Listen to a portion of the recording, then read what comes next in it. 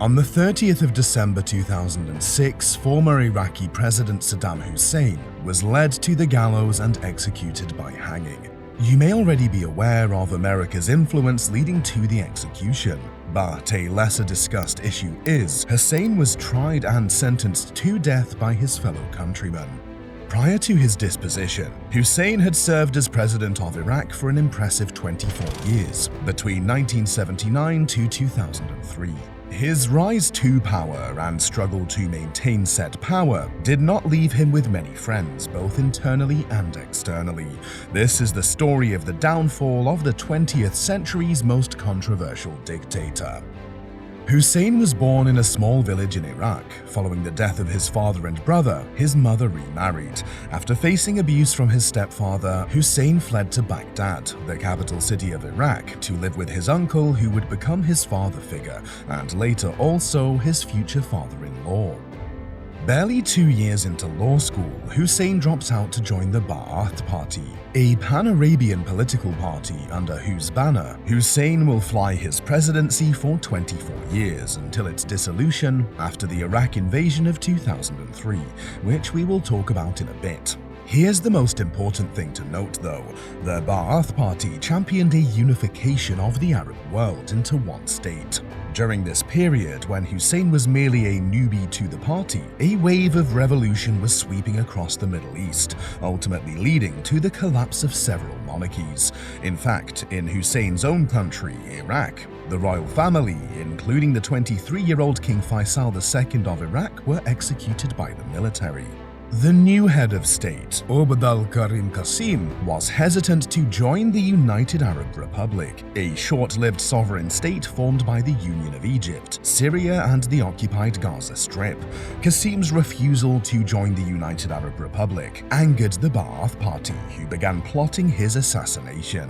Hussein was included in this plot, and due to a mistake from him, the plot was unsuccessful. But Hussein was not destined to be a failed political thug. The failed assassination attempt led to a widespread exposure for the Ba'ath Party and Hussein within Iraq, even though Hussein fled to Egypt for safety.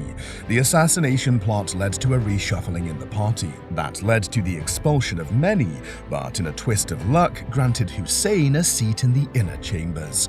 Not too long later, army officers with ties to Ba'ath overthrew Qasim in what is called the Ramadan Revolution, a movement purported to have been supported by the United States. A Ba'athist loyalist, Abdul Arif assumed power. As power corrupts, Arif turned against his Ba'athist brothers, fearing a usurping. Arif's desperate attempt to consolidate power led to an anti-Ba'athist purge, which will again make Hussein get involved in a second assassination plot. Ultimately, Arif died in a plane crash and his older brother, let's call him Older Arif, became president. Older Arif was overthrown in a relatively bloodless coup, and Hussein became deputy to the new head of state, al-Bakr. Behind the scenes, Hussein helped strengthen the Ba'athist party. As an elderly, al-Bakr became unable to perform his duties. Hussein forced him to resign and then became the president of Iraq. Finally, our hero has journeyed from his humble beginnings in a small village to become the president of Iraq. But it's one thing to ascend to power, and if you've ever taken the How to Become a Dictator 101 course, you'd know it's a different ballgame to keep power.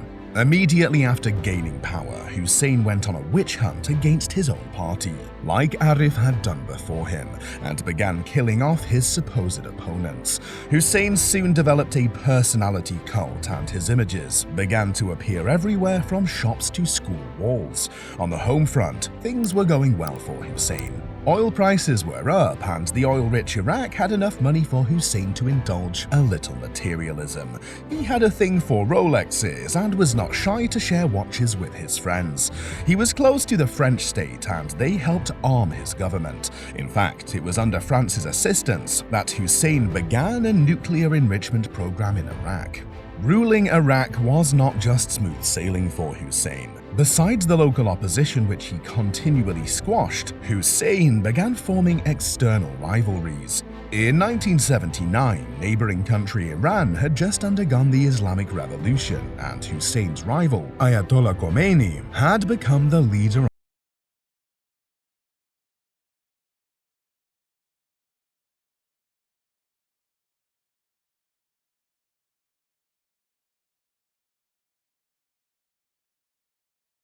having disputes as to the ownership of the Shah al-Arab waterway between them. Under the guise of fighting Islamic extremism, Hussein invaded Iran with the full backing of the other Arab states, the US and Europe. Western media tagged him the defender of the Arab world, and his blatant disregard for international laws were ignored. The US government at this time supplied Iraq with satellite photos to help bolster Iraq's victory. During the war, Hussein employed the use of chemical weapons against not just Iranian soldiers, but also separatist ethnic Iraqi Kurds, and so, while fighting the Iranians on one end, Hussein's government was also involved in a squabble with Iraq's native Kurdish population, which led to the Halabja massacre of about 5,000 people. The Iraq-Iran war ended after 8 years, with casualties of up to 1 million.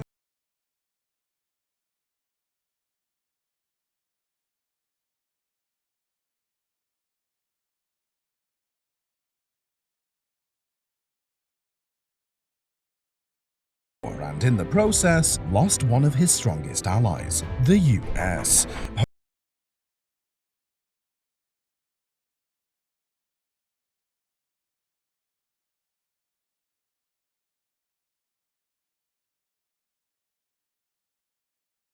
Relationship between the two countries remained tense. Then the US accused Hussein of developing banned weaponry, thereby violating the terms of the Gulf War ceasefire.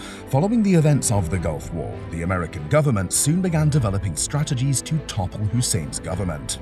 After the 9/11 attacks by al-Qaeda, the American government had a stronger resolution to topple the Iraqi government, due to the fear that Hussein was developing weapons of mass destruction, which he in fact was nowhere close to doing. But most importantly, the US government wanted to collect intel of terrorists in Iraq, something they had ignored in the past when engaging with Iraq on an ally basis. The Bush administration went ahead to insinuate a link between the 9/11 attacks and the Iraqi government. By 2003, an invasion was imminent, and Hussein took an interview with the American broadcast channel CBS.